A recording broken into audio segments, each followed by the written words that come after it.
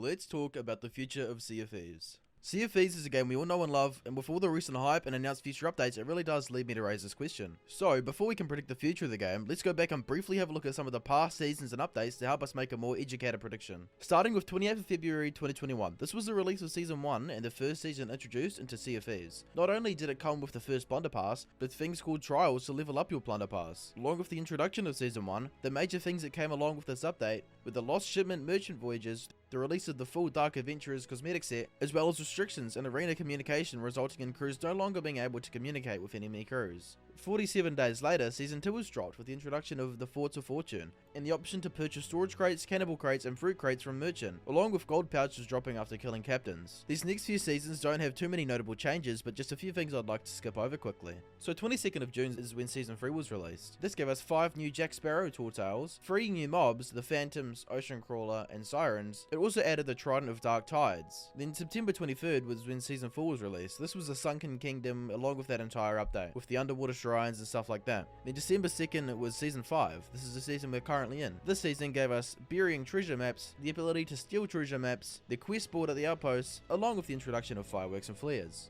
So now that we're all caught up to the current time, let's take a closer look into what the future might hold in terms of updates. I'm sure if you stay somewhat up to date with the game, you'll know about the 2022 preview event. In the preview event, we were shown a roadmap, and this shows us what to expect over the next year in terms of updates. Starting with Season 6, we got a sneak peek into these new sea forts. There are 6 of these around the map in 3 different types, as well as these new Soul Flame captains. We were then told that they'd be evolving the updates and releasing these new story-driven adventures once a month, and they'll last around 2 weeks. In fact, we've actually just seen our first one of these released called Shrouded Islands. What was also announced was the removal of arena mode. This could be a positive change as it pushes a lot of PvPers into adventure mode, but it's still sad considering how much development and effort went into arena. With the removal of arena mode, all cosmetics and commendations will be unobtainable, so Rare showed us what will be replacing these to complete the Pirate Legion cosmetic set. It's kind of like a green version with a black chain. Along with these announcements, we were told to expect these mysteries, but they really didn't go into much detail about these. All that was really said was that the first one is about solving the murder of a well-known player in Sea of Thieves. These are meant to evolve over a longer time period than the normal new adventures would. Now, my main concern with these new adventures and mysteries is that they're going to get boring. Due to how frequently they're being pushed out, once a month and lasting 2 weeks is quite frequent, so I really hope they manage to find a way to make these worth doing and unique every time to prevent this from happening.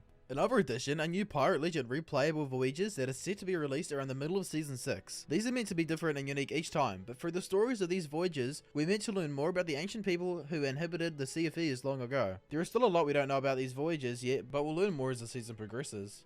I do have high hopes for these voyages though, as some Pirate Legion content in my opinion is quite overdue. So, with all this being considered so far, I do think these will be positive changes for the future of this game. Having a roadmap seems promising, as it gives us a sense of direction for things to expect. Although we don't know a lot about Seasons 7, 8 or 9, if they're anything like the previous seasons, then we can only assume that they'll bring good and positive updates to the Sea of Thieves. After the preview event, Rare had a podcast where they discussed some key issues and what the plan for the future looks like when it comes to some solutions. Some issues that were talked about were things like server performance and how many players and ships are allowed on a server at one time. They acknowledged that making the change from 6 crews down to 5 crews is quite a significant change that is not ideally where they would like to be. One of the possible solutions that were discussed was bringing the ships on a server back up to 6, but limiting the amount of players on a server to something like 16. This would allow us to still have increased player interactions, just with more optimized sized crews for server performance. Another major issue that was addressed was the issue of hit registration, and some possible solutions were talked about. Now, I won't go too in depth about this as it's quite a lengthy subject that requires a lot of discussion, but in the end they acknowledge that hit registration is quite a serious issue, and a solution for this could be to replace the combat mechanics from a projectile based system to a hit scan based system. Now, there is so much that I could say about this, as it has so many positives and so many negatives, but I'll narrow it down to just saying that overall I don't think having a hit scan based combat system in Sea of Thieves would be a positive change. This would mean all of how guns currently work and react in game would be erased and replaced with something entirely different. The result of that would be every single player that has played the game to this date that has some form of knowledge about the PvP mechanics would have to relearn it entirely. And although hit scan might be more welcoming for future players, it would have quite a significant negative impact on the current player base.